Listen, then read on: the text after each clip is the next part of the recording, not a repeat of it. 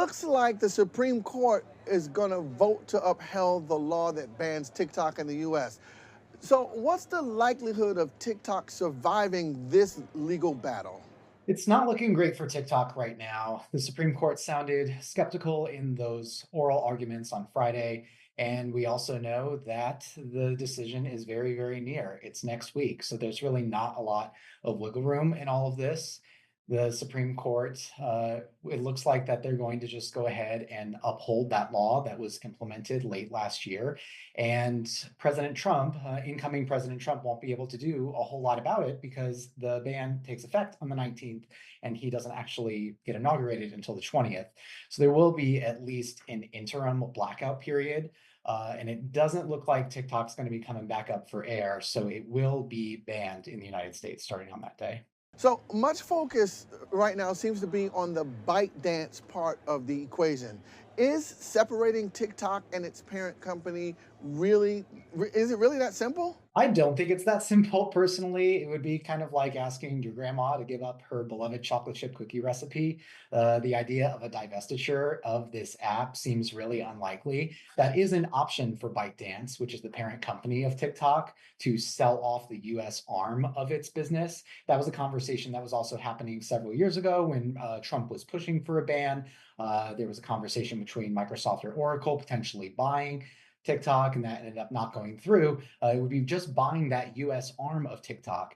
But it seems unlikely that TikTok is going to reveal that secret sauce, that algorithm. It's what makes people love the app so much is that the algorithm is really sticky. It's very sensitive. If you want to watch a dog video, and you're going to get 10 more dog videos in just a few minutes. It's a very sensitive algorithm. It's very much TikTok's secret sauce. And so it doesn't seem likely or smart that this company, this global company, would give away its recipe to a U.S. based company, particularly given that the United States has historically produced a lot of the most successful and most compelling social media apps over the last couple decades. Just seems like giving your playbook to the competition, to be totally honest. Now, what about one of the solutions we heard suggested by one or two of the justices in their questioning? Something like a warning label that clearly identifies, quote, the risk, although, we can debate. I mean, there's some debate about what the risk is, right? What could that look like and how would it work? It doesn't really get to the root of what the issue at hand really is, which is the sharing of data.